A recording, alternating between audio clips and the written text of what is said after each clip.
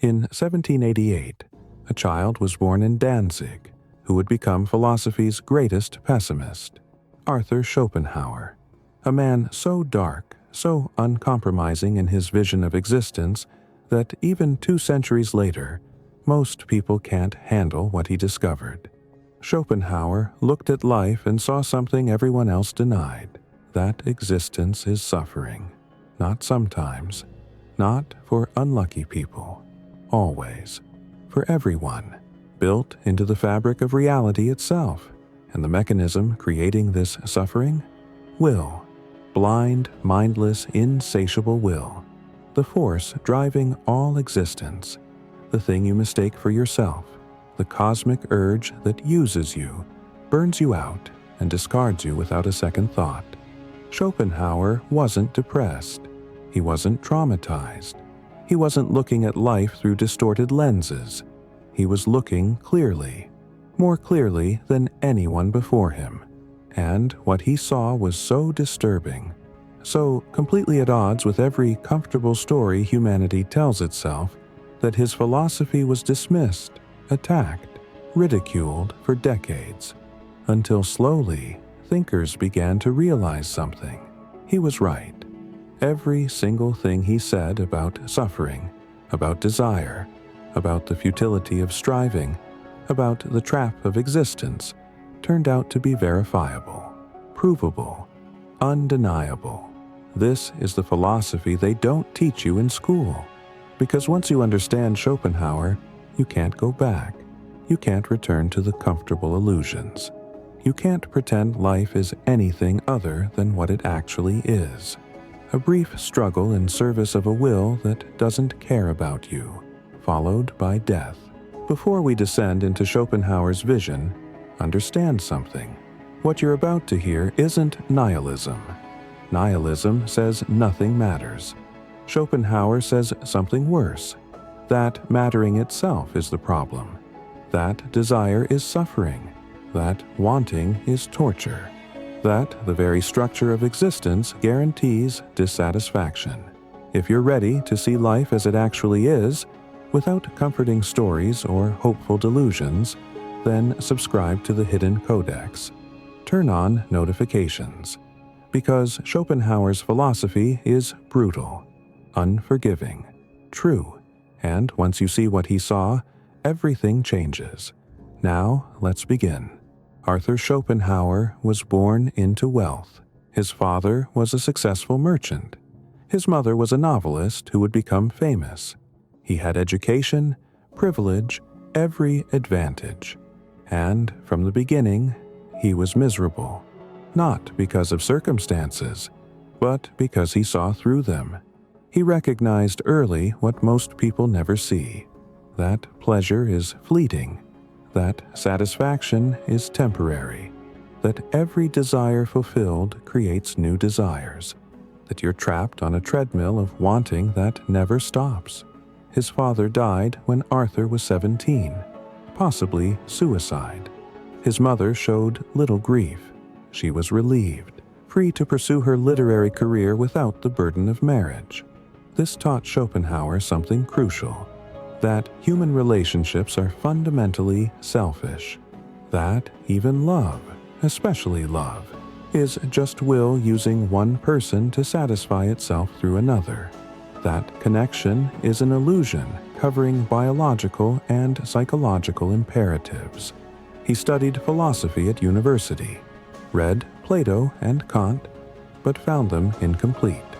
Plato spoke of ideal forms. Kant spoke of things in themselves, but neither explained the fundamental question. Why does existence feel like suffering? Why is consciousness itself burdensome? Why does being alive require constant effort to avoid pain? Schopenhauer found his answer in an unexpected place: Eastern philosophy, Buddhism, and Hinduism. They understood something Western philosophy missed, that desire is the root of suffering, that wanting creates pain, that the solution isn't satisfying desire but eliminating it. And Schopenhauer took this insight and built a complete metaphysical system around it. The first Western philosopher to do so, His masterwork, The World as Will and Representation, was published in 1818. He was 30 years old. The book was a commercial failure. Almost no one bought it. Almost no one read it. Schopenhauer was devastated. He believed he had discovered the fundamental truth of existence, the key to understanding reality itself, and the world ignored him. For decades, he lived in Frankfurt, alone, with a succession of poodles all named the same thing. He ate lunch at the same restaurant every day, sat at the same table, followed the same routine. He was paranoid, suspicious, angry at the world for not recognizing his genius. And slowly, very slowly, people began to read his work, began to understand what he had discovered, and began to realize that he had seen something true, something undeniable, something that explained the pervasive dissatisfaction everyone feels, but no one wants to acknowledge. So, what did Schopenhauer actually say? What is this will he identified as the thing in itself, the fundamental reality beneath all appearances? Will is the blind, purposeless, insatiable striving that constitutes reality. It's not conscious, not intelligent, not benevolent. It's pure urge, pure drive, pure wanting without reason or goal. And it manifests at every level of existence. In physics, as gravity and electromagnetic forces pulling and pushing without purpose. In biology, as the drive to survive and reproduce. In psychology, as desire, ambition, hunger, lust, fear. Everything that exists is will objectified, will becoming temporary form, using that form for its own perpetuation, then discarding it when it's no longer useful. And you are not separate from will. You are will. Your sense of being an individual, a person with agency and choice, is illusion. You are a temporary configuration of will, a brief eddy in the stream of cosmic striving. You think you choose your desires. You don't. They arise from will. You think you control your actions. You don't. Will controls them. You are a puppet convinced you're pulling your own strings, and the proof is in your powerlessness over what you want. Did you choose to be hungry, to be sexual, to fear death, to desire comfort? No. These drives were given to you by will, embedded in your biology, your psychology, your very structure as a living being, and you spend your entire life serving these drives, thinking you're living for yourself, when actually you're living for will's continuation. This is the first horror Schopenhauer reveals. You are not free, not autonomous, not the author of your own life. You are a temporary servant of a blind force that doesn't care about you, that will use you up and discard you without hesitation, that has no interest in your happiness or fulfillment or meaning, only in its own perpetuation, and it perpetuates itself through your suffering. Because suffering is what motivates action. Pain is what creates the drive to change circumstances. Dissatisfaction is what keeps you striving, working, reproducing, continuing the cycle. If you were satisfied, you would stop, become still, cease serving will's purposes. So will ensures you're never satisfied, never at peace, never free from wanting. Schopenhauer identified 3 states of human existence: wanting, having, and boredom. When you want something and don't have it, you suffer the pain of lack, of desire, of need. This is obvious suffering. Everyone recognizes it. But here's what most people miss. When you get what you want, the satisfaction lasts only briefly, very briefly. Then it fades, and you return to wanting. Or worse, you discover that having the thing doesn't satisfy as you imagined. The pleasure was in the anticipation. The reality disappoints. So you suffered the pain of wanting for a satisfaction that either doesn't come or doesn't last. And if somehow you manage to satisfy all your immediate wants, if you achieve a state where you lack nothing, you don't experience peace. You experience boredom. Boredom is suffering of a different kind. It's the awareness of existence without purpose, without direction, without the distraction of desire to give you something to do. And boredom is unbearable. So unbearable that you immediately create new desires just to escape it, just to have something to want again. This is the trap. Wanting is suffering. Having is brief and leads back to wanting. Not wanting is boredom, which is also suffering and leads to wanting. There is no fourth option, no state of sustainable satisfaction, no way to win the game. You are trapped in a cycle of suffering with no exit except death. And most people never see this. They think the problem is that they're wanting the wrong things, that if they just achieved the right goals, found the right relationship, got the right job, made the right amount of money, then they'd be satisfied. Then they'd be happy. Then the wanting would stop. But Schopenhauer saw clearly. It's not about what you want. It's about wanting itself. The structure of desire guarantees dissatisfaction, because desire is lack, is incompleteness, is the feeling that you need something you don't have, and that feeling persists regardless of what you acquire. You can have everything and still want more, still feel incomplete, still suffer. Look at the wealthy. They have resources beyond what they could ever use. Do they stop wanting? No. They want more wealth, more status, more power, more security. The wanting never stops, never satisfies, just shifts targets. Look at the successful. They've achieved their goals, reached the top of their fields. Do they experience lasting satisfaction? No. They set new goals, find new mountains to climb, new achievements to pursue, because the satisfaction of achievement lasts days or weeks. Then dissatisfaction returns. Look at those in love. They found their person, their soulmate, the one who completes them. Are they permanently happy? No. The initial intensity fades, becomes routine, becomes something they take for granted or grow dissatisfied with.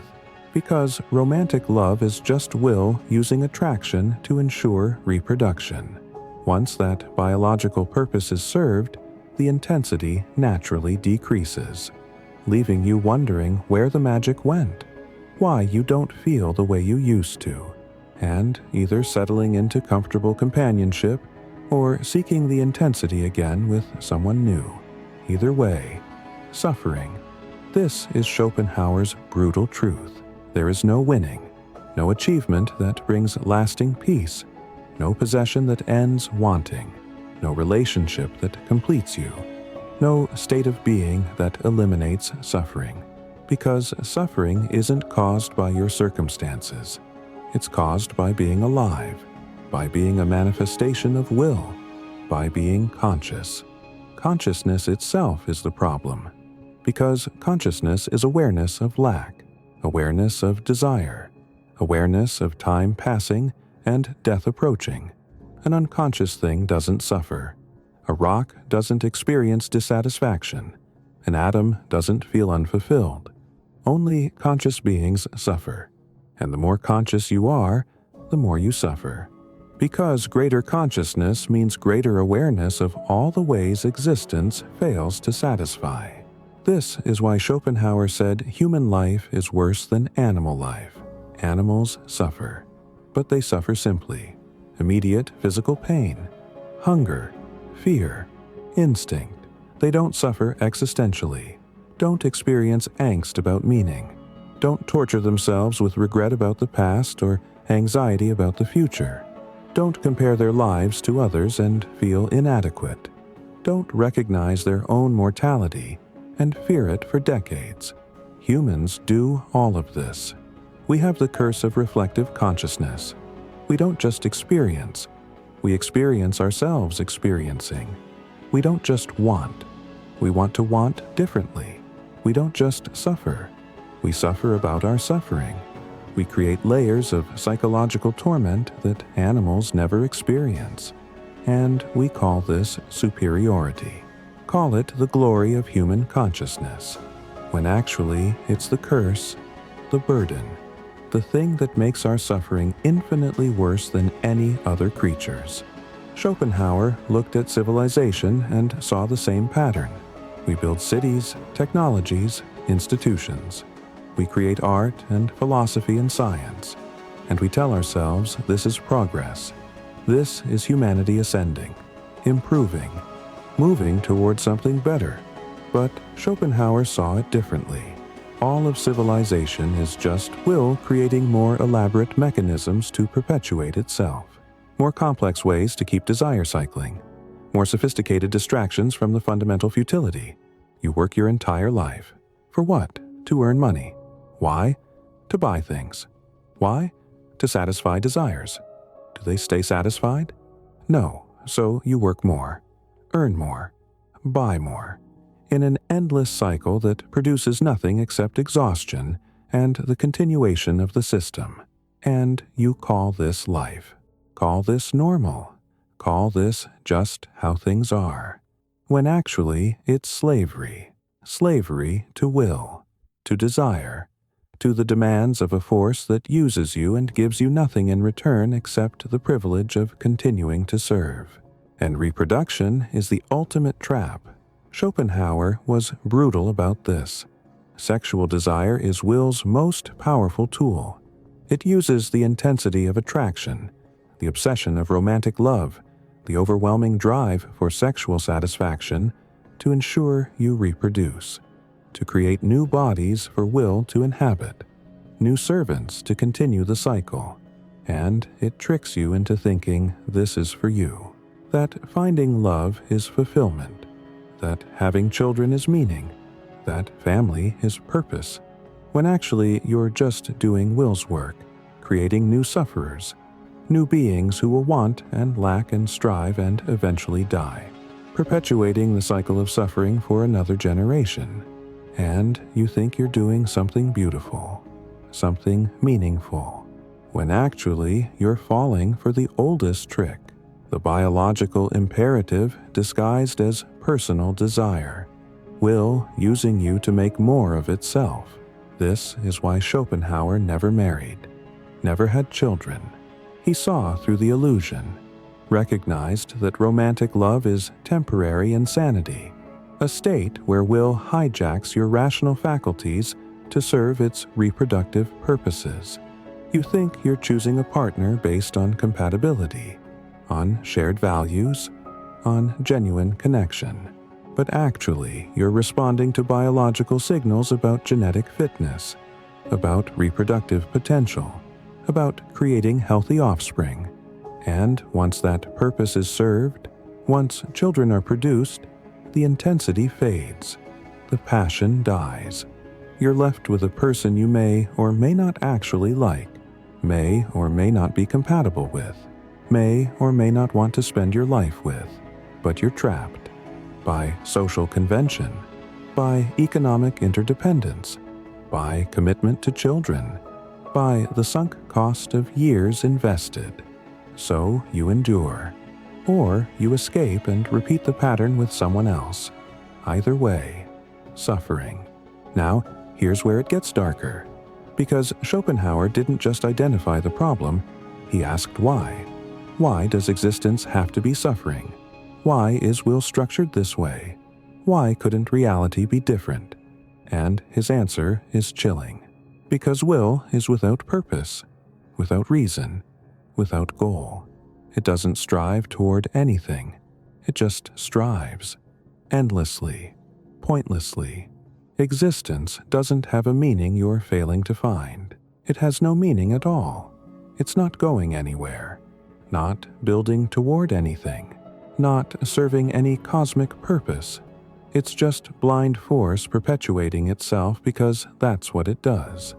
Like a machine running without anyone operating it, without any product being produced. Just motion for the sake of motion. Forever. This means suffering isn't a mistake, isn't something wrong with the world that could be fixed, isn't a temporary condition that will eventually improve. Suffering is the fundamental nature of existence itself. You are suffering because you exist, and you will suffer as long as you exist, and the only escape is to stop existing. This is the conclusion Schopenhauer's philosophy points toward, and it terrified him because he saw where it led, to the recognition that non-existence is preferable to existence, that never being born is better than being born, that death is not tragedy but release, and that the only rational response to understanding reality is to want out. But Schopenhauer didn't advocate suicide, and this seems contradictory. If life is suffering and death is escape, why not choose death? His answer is subtle. Suicide doesn't solve the problem, because suicide is still an act of will. It's desire, the desire to escape pain, the desire to not exist. And as long as you're acting from desire, you're still serving will, still caught in the cycle. Suicide doesn't deny will, it affirms it, says that your will to avoid suffering is stronger than your will to continue living. But it's still will, still wanting, still the same mechanism that created the suffering in the first place. True escape isn't through action, it's through denial of will itself, through somehow extinguishing the wanting that drives existence. And that's much harder than simply dying. So what's the solution? If you can't satisfy desire because satisfaction is temporary, if you can't escape desire through suicide because suicide is itself desire, if you're trapped in existence that is fundamentally suffering with no way out, what do? Schopenhauer offered two paths, neither easy, neither guaranteed, neither available to most people, but possible, theoretically. The first path is aesthetic contemplation, art, beauty, music. When you experience great art, something shifts. Temporarily, the willing stops. You're not wanting anything, not striving for anything, not trying to change anything. You're simply perceiving, simply aware, lost in the experience of beauty.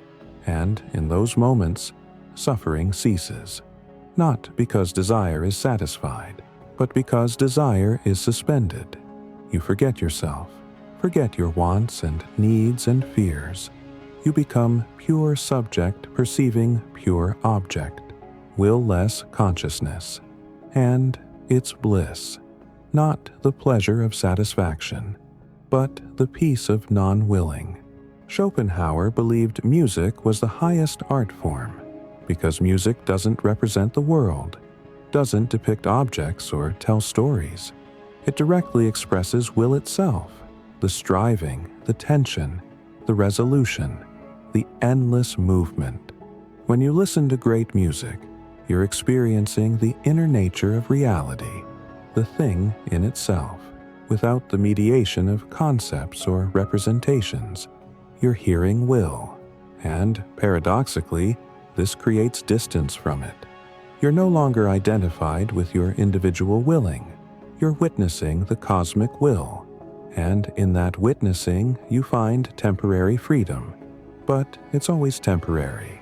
The music ends, the aesthetic experience fades, and you return to being an individual, return to wanting, return to suffering. Art provides relief, not cure. Moments of peace, not permanent liberation. The second path is asceticism, the deliberate denial of will through the denial of desire. This is what monks do, what ascetics practice, what saints achieve. You systematically refuse to satisfy desire, not because satisfying desire is morally wrong, but because satisfying desire perpetuates wanting, strengthens the identification with will, keeps you trapped in the cycle. So you fast, remain celibate, own nothing, want nothing, slowly starving will until it weakens, until the identification breaks, until you recognize that you are not your desires, that you are not will, that you are consciousness observing will. And in that recognition, liberation becomes possible. not pleasure, not happiness, but something deeper, the peace of non-willing, the silence when desire stops, the rest when striving ceases. But Schopenhauer was honest about how difficult this path is, how few people can achieve it, how it requires renouncing everything that makes life bearable, every comfort, every pleasure, every connection, every hope. You have to want nothing, be attached to nothing, care about nothing, become so detached from the world that you're barely in it. And most people can't do this, don't want to do this, would rather suffer and have moments of pleasure than achieve peace through total renunciation. And Schopenhauer understood. He didn't live as an ascetic. He enjoyed good food, fine wine, the comfort of wealth, the pleasure of his poodles. He recognized the path to liberation but didn't walk it fully himself, because he was human, subject to the same will he described, trapped in the same cycle he revealed. This is the tragic honesty in Schopenhauer's philosophy. He shows you the truth, shows you the mechanism, shows you why you suffer and how liberation might be possible. But he also shows you how difficult liberation is, how unlikely you are to achieve it, how you're probably going to remain trapped in suffering until death finally releases you. And there's no comfort in this. No hope that understanding will make it better. Understanding just makes you aware of the trap, doesn't help you escape it. You see the bars of the prison clearly, but you're still inside, still caught, still suffering, just with the added burden of knowing exactly why and how, and that there's no easy way out. Now, let's look at how Schopenhauer viewed specific aspects of life, because his pessimism wasn't abstract. It was concrete, specific, applicable to every domain of human experience. Take ambition, achievement, success. Most people believe these are good things, worth pursuing, sources of meaning and satisfaction. Schopenhauer saw them as traps. You want success. Why? Because you think it will make you happy, will prove your worth, will bring satisfaction. But watch what happens when you achieve success. The satisfaction lasts briefly, very briefly. Then you adapt. Success becomes your new normal, no longer brings pleasure, just becomes the baseline. And you want more success, higher achievement, greater recognition. The goalposts move, always. You can never achieve enough, never reach a point where ambition is satisfied and you rest, because will doesn't want you to rest, wants you striving, always, forever, until you die. Or take relationships, friendship, community, connection. We're told these are essential, that humans are social creatures, that isolation is pathological. Schopenhauer saw it differently. Other people are mirrors of your own suffering, each carrying the same burden, the same dissatisfaction, the same inevitable decay and death. Connecting with them doesn't reduce suffering, just creates new forms of it. You care about them, so you suffer when they suffer. You depend on them, so you suffer when they're absent. You disagree with them, so you suffer from conflict. You love them, so you suffer from fear of loss. Every relationship is a new vulnerability, a new way for will to create suffering, because will uses connection to keep you engaged with life, keep you caring, keep you attached. If you truly didn't care about anyone, didn't need anyone, didn't connect with anyone, you might see through the illusion, might recognize that existence is suffering and detach completely. Will can't allow that, so it creates the drive for connection, makes you need others, makes isolation painful, forces you back into relationship where new suffering awaits. Even compassion, which seems purely good, is revealed by Schopenhauer to be another form of suffering. When you feel compassion, you're recognizing that the other person is not fundamentally different from you, that their suffering is your suffering, that the will in them is the will in you. This recognition is the basis of morality, of ethical behavior, but it's also painful, because now you suffer not just your own pain, but everyone's pain. Every injustice, every tragedy, every instance of suffering anywhere becomes your suffering, through the recognition of unity, through the knowledge that all suffering's one suffering, will suffering itself through countless temporary forms. Compassion is wisdom, is seeing truly, but seeing truly increases suffering, makes you aware of more pain, more anguish, more futility. So even virtue, even goodness, even care for others brings no relief, just new forms of torment. What about meaning, purpose, the belief that your life matters, that you're here for a reason? Schopenhauer destroys this too. Your life doesn't matter, not in any cosmic sense. You're a temporary configuration of will, a brief pattern that will dissolve. You'll die. Everyone who remembers you will die. Everything you built will crumble. Everything you achieved will be forgotten. Eventually, the sun will die. The earth will be gone. The universe itself will reach heat death, and every trace that you existed will be erased. Completely, permanently, forever. So, what exactly are you accomplishing? What meaning does your life have when it's completely swallowed by time? When the universe itself forgets you? You create personal meaning.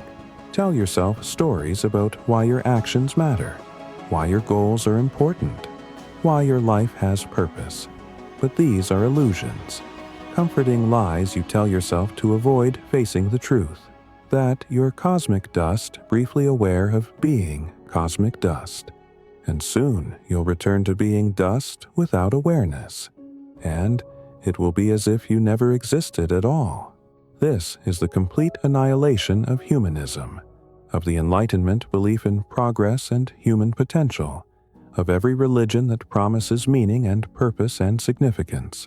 Schopenhauer looks at all of it and says, delusion. Beautiful, perhaps.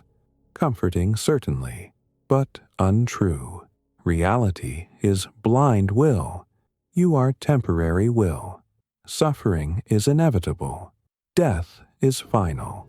And nothing you do matters in any ultimate sense. This is existence. Take it or leave it. But don't lie to yourself about what it is. Now, you might be thinking, if Schopenhauer believed all this, why did he keep living? Why not just end it? This is the question that haunts his philosophy, and the answer reveals something interesting. Schopenhauer was trapped by the same will he described. He wanted to live, even knowing it was suffering, even seeing through the illusion. The biological drive to continue was too strong, and he was honest about this. Didn't pretend to be above it. Didn't claim to have achieved the liberation he described. He was a philosopher who saw the truth and remained trapped by it. Continued living, continued wanting, continued suffering, because seeing the trap doesn't automatically free you from it. And there's something almost noble in this honesty. He didn't lie, didn't offer false hope, didn't pretend his philosophy made life better, just showed you what's really happening, what you're really caught in, and left you to deal with it. Some found this unbearable, dismissed him as depressed, as nihilistic, as missing the beauty and joy of life. But others recognized the truth in what he said, felt the relief of finally hearing someone articulate what they'd always sensed but couldn't express, that life is hard, that satisfaction is fleeting, that suffering is fundamental, that the game is rigged, and you're not crazy for noticing. You're not broken for feeling it. You're seeing clearly, which most people refuse to do. Schopenhauer's influence grew slowly. After decades of obscurity, young intellectuals discovered his work. Nietzsche read him and was transformed. Freud built psychoanalysis on Schopenhauerian foundations. Wagner composed operas exploring his themes. Tolstoy, Hardy, Conrad all absorbed his pessimism into their art. Even Einstein acknowledged his influence, said that Schopenhauer's philosophy gave him peace, not because it made existence better, but because it stopped him expecting existence to be anything other than what it is. This is the strange gift of pessimism.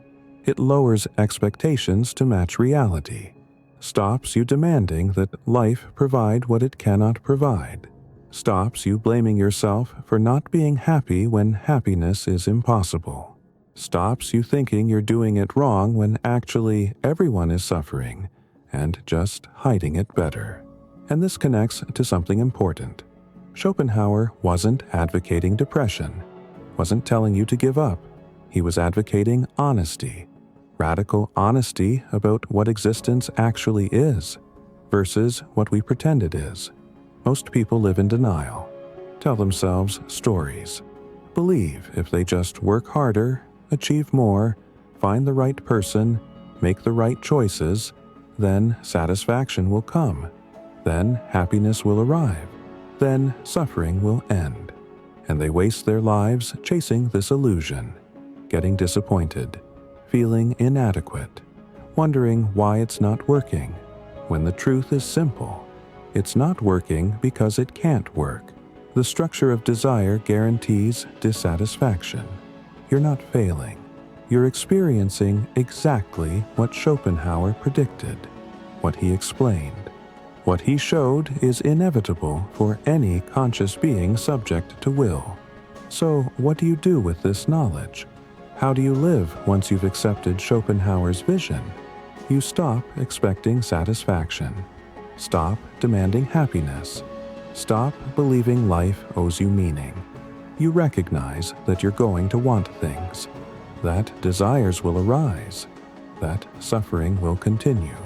But you don't make it worse by believing it shouldn't be happening, by thinking you're supposed to be happy, by comparing your inner experience to others' carefully curated exteriors.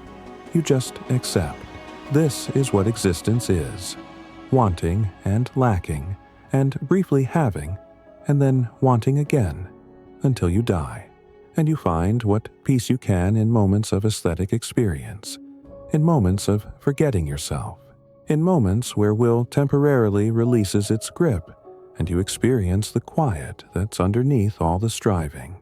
And maybe, if you're very lucky or very disciplined, you find ways to weaken will's hold, to want less intensely, to need less desperately, to care less about outcomes. Not because caring is wrong, but because caring is suffering. And reducing caring reduces suffering. This is the practical wisdom in Schopenhauer, not a promise of happiness, but a strategy for minimizing misery. Want less, need less, expect less, attach to less, care about less, and the less you engage with will's demands, the less you suffer will's consequences. It's not liberation, but it's reduction, and reduction is all that's available. The complete liberation, the total denial of will, the perfect peace. That's for saints and mystics and maybe isn't even achievable. But reduction? That's possible. Difficult, but possible. And Schopenhauer gives you permission to pursue it. Permission to want less instead of more. Permission to opt out of the status games and achievement competitions and relationship dramas. Permission to recognize that you don't need what society tells you you need, that you can choose simplicity, choose solitude, choose a life structured to minimize suffering, rather than maximize pleasure. Because pleasure is a trap, brief satisfaction that creates more desire, while minimizing suffering is actually achievable, actually sustainable, actually leads to something resembling peace. This is why Schopenhauer resonates so strongly today. In an age of constant stimulation, endless options, manufactured desires, his message is actually more relevant than ever. You're surrounded by mechanisms designed to create wanting, advertising that makes you feel inadequate, social media that makes you compare yourself to curated fantasies, consumer culture that promises satisfaction through purchase, dating apps that create infinite options and guarantee dissatisfaction, career pressure that says you should always be achieving more. All of it is will. All of it is designed to keep you wanting, keep you striving, keep you suffering, keep you serving the system that profits from your dissatisfaction. And Schopenhauer gives you a framework to see through it, to recognize it for what it is, to opt out, at least partially, at least in ways that reduce your suffering even if they don't eliminate it. If this philosophy resonates with you, if you felt the truth in Schopenhauer's darkness, if you're tired of pretending life is other than it is, then subscribe to the Hidden Codex. Because we don't trade in comfortable lies. We explore the thinkers who saw clearly, the philosophers who refused to look away, the brutal truths that remain true even when they're unbearable. Next time, we'll go even deeper, into something that makes Schopenhauer look optimistic. Until then, sit with what he revealed, that life is suffering, that desire is the mechanism, that satisfaction is impossible, that meaning is illusion, that death is the only exit. These aren't pleasant truths, but they're truths, and knowing them doesn't make existence easier, but it makes it honest, makes it clear, stops you wasting energy on false hopes and impossible goals. Schopenhauer won't make you happy. Nothing can make you happy because happiness is temporary by nature, but he'll make you see, really see, what you are, what existence is, what you're caught in, and maybe, just maybe, in that seeing, you'll find something, not joy, not fulfillment, not the satisfaction you've been chasing, but acceptance, the quiet that comes when you stop fighting reality, when you stop demanding existence be different, when you recognize suffering and stop being surprised by it, stop being outraged by it, stop thinking it's a mistake that needs fixing. It's not a mistake, it's the nature of things. You're a temporary manifestation of blind will. You're going to suffer until you die, and knowing this doesn't fix it. But it stops you expecting it to be fixed. Stops you believing the next achievement or relationship or purchase will finally bring the peace you seek. The peace isn't coming. Not through satisfaction. Maybe through denial of will. Maybe through aesthetic contemplation. Maybe through ascetic practice. But probably not. Probably you'll suffer consciously instead of unconsciously, aware instead of deluded, honest instead of hopeful. And that's not nothing. That's actually something, the only something available. Schopenhauer's gift, the brutal truth. Life is suffering, and then you die. Not comforting, but true. And truth, even terrible truth, is better than beautiful lies. At least you know what you're dealing with. At least you stop expecting rescue. At least you accept reality.